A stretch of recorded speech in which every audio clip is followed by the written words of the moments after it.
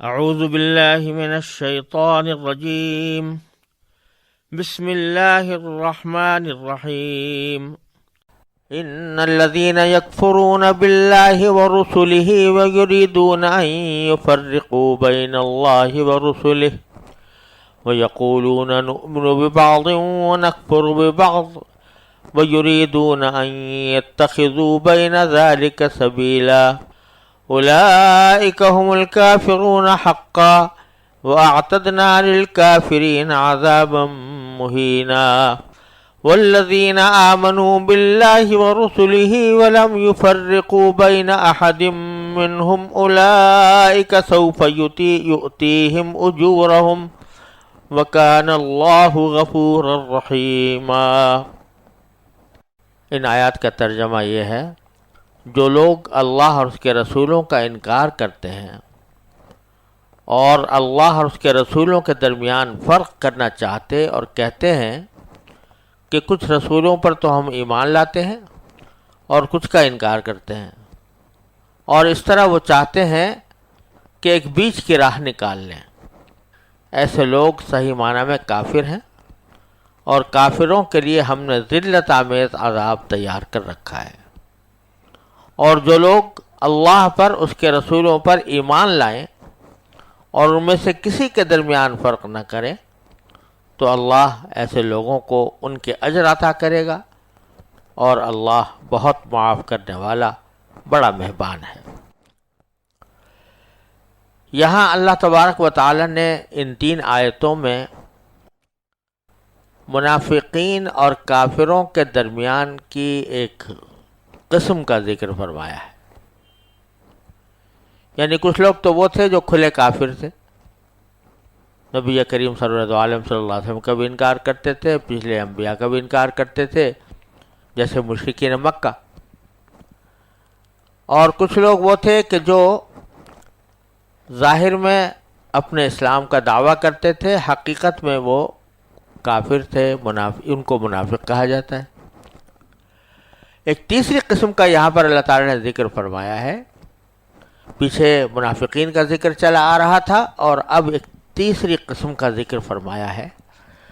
یہ وہ لوگ ہیں کہ جو فی الجملہ اس بات پر تو ایمان لاتے ہیں کہ اللہ تبارک و تعالیٰ انسانوں کی ہدایت کے لیے پیغمبر بھیجتے رہے ہیں، اس سے وہ منکر نہیں ہیں۔ جیسے کہ مشرکین مکہ منکر تھے، وہ کہتے تھے کہ کسی پیغمبر کو نہیں مانتے۔ حضرت ابراہیم علیہ السلام کو بے شک وہ اپنا مقتدی سمجھتے تھے، لیکن کیا ان کو اللہ کا رسول سمجھتے تھے یا ویسے ہی مقتدی سمجھتے تھے، یہ بات واضح نہیں ہے۔ اس لیے وہ تو رسولوں کا انکار کرتے تھے۔ لیکن کچھ لوگ وہ ہیں کہ جو بعض رسولوں کو مانتے تھے، بعض رسولوں کو نہیں مانتے تھے۔ فی الجملہ یہ سمجھتے تھے کہ اللہ تعالیٰ نے کچھ پیغمبر بھیجے ہیں، لیکن کون پیغمبر ہے صحیح معنی میں اور کون نہیں ہے، اس کے بارے میں وہ تردد میں بھی مبتلا تھے، بلکہ بعض انبیاء کا صریح انکار کرتے تھے۔ جیسے کہ مثلا عیسائی لوگ جو ہیں وہ حضرت موسیٰ علیہ السلام کو بھی مانتے تھے اور حضرت عیسیٰ علیہ السلام کو بھی مانتے تھے، لیکن رسول کریم صلی اللہ علیہ وسلم کے اوپر ایمان نہیں لائے تھے۔ اور دوسری طرف یہودی جو ہیں وہ حضرت موسیٰ علیہ السلام پر تو ایمان لائے تھے، لیکن حضرت عیسیٰ علیہ السلام کو نہیں مانتے تھے، اور نہ نبی کریم صلی اللہ علیہ وسلم کی رسالت کے قائل تھے۔ تو انہوں نے ایک بیچ کی راہ اس طرح نکال رکھی تھی، اور باقاعدہ علانیہ کہتے تھے کہ ہم کچھ پر ایمان لاتے ہیں اور کچھ پر ایمان نہیں لاتے۔ تو ان آیات میں اللہ تبارک و تعالی نے بالکل واضح اور دو ٹوک الفاظ میں یہ بیان فرما دیا کہ ہمارے سارے انبیاء کرام اور سارے پیغمبر جو حضرت آدم علیہ السلام سے لے کر خاتم النبیین صلی اللہ علیہ وسلم تک تشریف لائے، ان میں سے سب پر ایمان لانا ضروری ہے۔ ان میں سے کسی ایک کی بھی تکذیب یا کسی ایک کو بھی پیغمبر نہ ماننا، اس سے انسان مسلمان نہیں ہوتا۔ اگر کسی ایک پیغمبر کا بھی انکار کر دیا تو وہ کافر ہی ہوگا. اور یہ فرمایا اولئک هم الکافرون حقا، صحیح معنی میں وہ کافر ہیں جو کسی ایک پیغمبر کا بھی انکار کریں.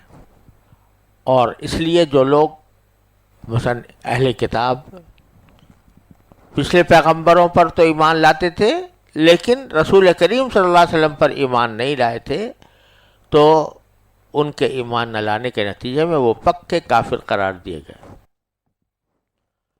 اور ان آیات کی روشنی میں اگر آپ سورہ بقرہ کی اس آیت کو پڑھیں جو پیچھے گزر چکی ہے اور جس کو لے کر بعض لوگ بڑی غلط فہمیاں پھیلاتے ہیں، وہ سورہ بقرہ کی آیت ہے کہ ان الذین آمنوا والذین ہادوا والنصارى والصابئین من آمن باللہ والیوم الآخر وعمل صالحا فلہم اجرہم عند ربہم ولا خوف علیہم ولا هم یحزنون.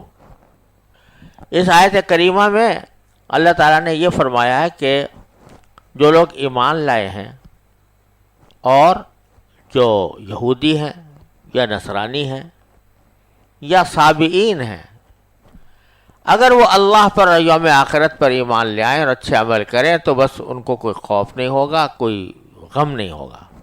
یہاں رسولوں کے پر ایمان لانے کا ذکر نہیں ہے. اس وجہ سے بعض لوگ اس آیت کی بنیاد پر یہ کہتے ہیں کہ اللہ پر آدمی ایمان لے آئے اور یوم آخرت پر ایمان لے آئے تو بس یہ کافی ہے، جس کے معنی یہ ہے کہ اگر کسی بھی رسول پر ایمان نہ لائے تو تب بھی وہ مسلمان رہے گا اور لا خوف علیہم ولا هم یحزنون کے اندر وہ شامل ہوگا. 3 آیتوں نے بالکل واضح الفاظ میں اور 2 ٹوک الفاظ میں اس غلط فہمی کی تردید کر دی اور یہ کہا کہ ہمارے صحیح دین کے اوپر صرف وہی لوگ ہوں گے اور وہی لوگ سمجھے جائیں گے، مسلم سمجھے جائیں گے، جو بلا استثناء تمام انبیاء کرام اور پیغمبروں پر ایمان لاتے ہوں. اگر کوئی ایک پیغمبر پر بھی ایمان نہیں لائیں گے تو وہ مسلمان نہیں ہیں. اولئک هم الکافرون حقا.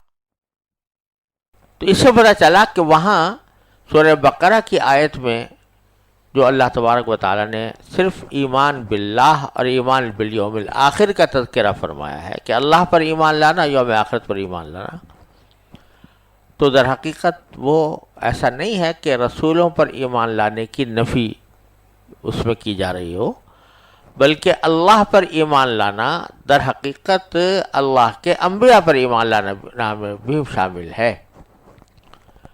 یہ اللہ تعالیٰ پر ایمان صحیح معنی میں اس وقت تک مکمل نہیں ہو سکتا جب تک کہ اللہ کے انبیاء کرام اور رسولوں پر ایمان نہ لائے جائے. اس کی وجہ بالکل ظاہر ہے کہ اللہ پر ایمان لانے کے معنی کیا ہے. اللہ پر ایمان لانے کے معنی یہ ہے کہ یہ اللہ ہی ہے جس نے ہمیں اس کائنات میں پیدا کیا.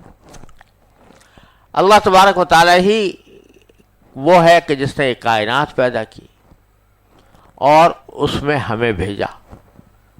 ظاہر ہے جو ایمان اللہ پر لاتا ہے وہ اس پر یقین رکھتا ہے کہ اس کائنات کا کوئی پروردگار ہے اور میں اسی کی ارادے سے، اسی کی حکمت کے تحت میں دنیا کے اندر آیا ہوں.